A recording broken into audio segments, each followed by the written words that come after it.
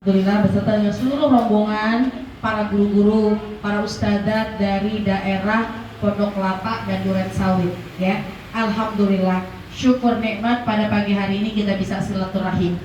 Girang hati saya kedatangan para jamaah sekalian, karena kehadiran dari para tetamu insya Allah bawa berkah buat yang punya rumah. Pun juga karena yang punya rumah girang, sehingga nanti Allah akan memberikan kebahagiaan juga untuk tetamu yang datang.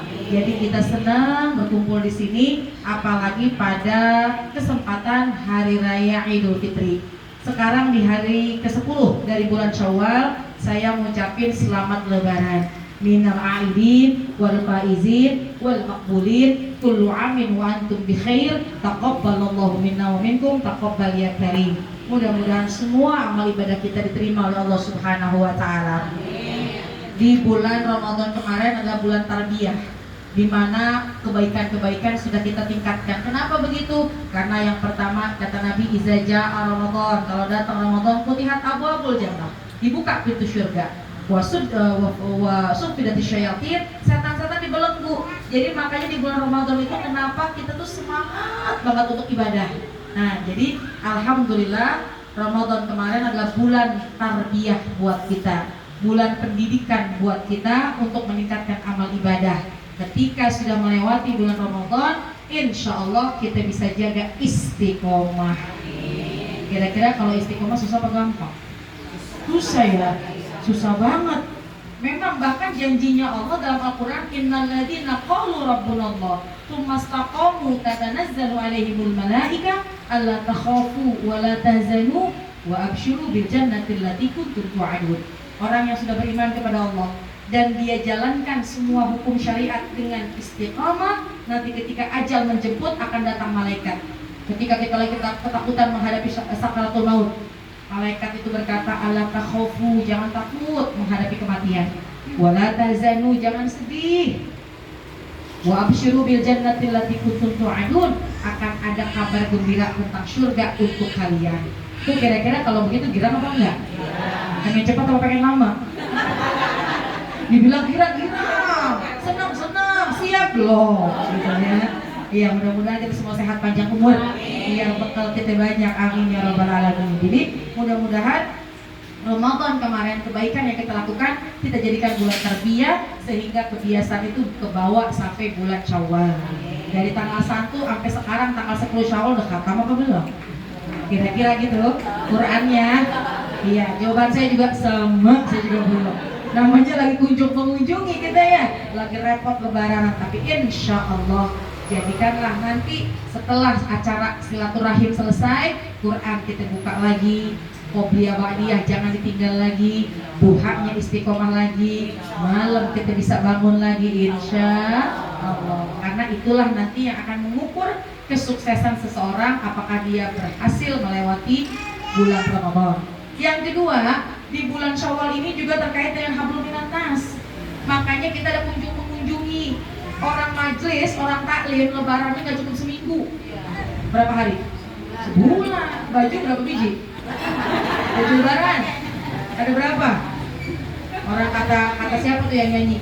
Baju baru untuk dipakai. Nggak ada juga. Masih ada baju tetangga. Ya Allah, alhamdulillah. Artinya bukan bajunya, tapi yang penting hatinya. Baju adalah sebagai penutup. Tentu ketika di hari pertama bulan Syawal, Nabi menganjurkan pakai pakaian terbaik, karena untuk bertasyakur. Hari itu nggak ada orang yang susah. Hari itu nggak ada hamba Allah yang susah. Bahkan fuqara wal masakin dia sedang makan. Kenapa? Dengan zakat fitrah. Hari itu nggak ada yang kelaparan, karena nggak ada yang puasa. Makanya kita dianjurkan pakai pakaian terbaik. Tapi yang paling baik adalah bukan pakaiannya, tapi hati kita. Nih, kadang-kadang ujian manusia itu tidak bisa merapikan hati ketika di bulan Syawal. Ini orang yang nggak ngaji. Orang yang nggak ngaji biasanya ujiannya dari hati ketika hari Lebaran. Apa tuh gimana? Main tua-tuaan. Kan lu yang datang ke rumah gue. Orang yang kagak ngaji. Orang yang gak ngaji kadang-kadang main salah-salahan. Dia yang salah, dia yang harus datang minta maaf ke sini. Nah itu kadang-kadang ujiannya. Tapi kalau kita pengen mulia di hadapan Allah, maka kita jalankan aturannya Allah, jalankan syariatnya Allah. Pokoknya tetap kita maafkan satu dengan yang lain kepada siapapun, meskipun kepada orang yang berbuat zolim kepada kita. Maka jaminannya insya Allah Allah akan angkat derajat kita di dunia wa fil akhirah. Amin ya rabbal. Jadi kita jadikan momentum Hari Raya Idul Fitri ini peningkatan baik hablum minallah pun juga peningkatan hablum minan nas. Saya ngucapin makasih kepada Kamila, kepada seluruhnya yang sudah berkenan hadir, ya, mengorbankan waktu, tenaga, pikiran, mengorbankan waktu. Ini pasti di rumah juga urusan juga banyak. Mengorbankan tenaga. Tadi parkir di mana, Kak? Di masjid. Dari masjid ke sini dengkul berasa apa enggak? Lumayan ya. Artinya mengorbankan tenaga, harta, tapi insya Allah karena niat silaturahim semua akan diganti oleh Allah Subhanahu wa Ta'ala dengan pahala yang berlipat-lipat ganda. Saya minta maaf, penyajiannya, penjamuannya pasti banyak kurangnya. Mungkin baksonya kurang banyak, mungkin baksonya kurang sedap. Ya mohon maaf. Yang paling enak adalah dikit kita makan jadi berkah. Yang paling penting silaturahim ini kita bisa bermuajahah, kita bisa bermusafahah, dan yang paling penting lagi habis ini ntar kita fotoan bareng. Ya, saya bisa tebak deh nih, foto di tangan nih. Yang foto berlima, Ustazah bertiga, oke. Ustazah berdua, oke. Ustazah belok kanan, oke. Gak apa-apa, karena memang ini momentum kita kumpul-kumpul begini. Kan kalau di majelis kadang-kadang ibu duduk di sebelah sono, saya habis ngomong langsung kabur gitu ya. Tapi dengan datang ke rumah kita bisa bermusafahah, kita bisa beramah tamah, insya Allah akan mendatangkan dan menambah kecintaan kita satu dengan yang lain. Amin ya rabbal. Sekali lagi mohon maaf, mohon ridho atas penyambutannya. Saya minta dibacain Fatihah. Ya, saya punya anak dua. Anak saya yang bujang yang pertama udah 4 tahun gak pulang. Tapi bukan Bak Toyib. Anak saya 4 tahun di Hadramut Yaman Tarim, sekolah di Habib Umar Al-Hafiz. Sebetulnya udah selesai, cuma masih ada tartib Quran.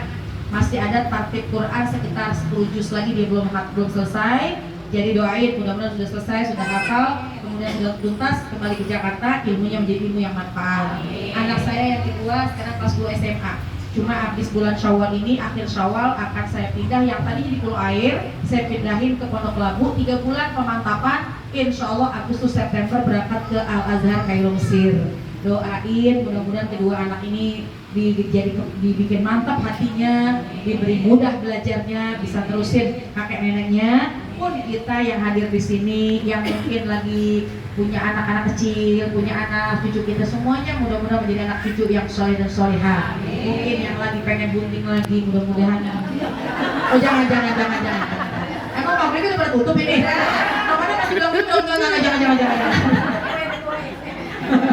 Udah dah, pokoknya yang ada anak kita mudah-mudahan menjadi anak yang soleh dan solehah.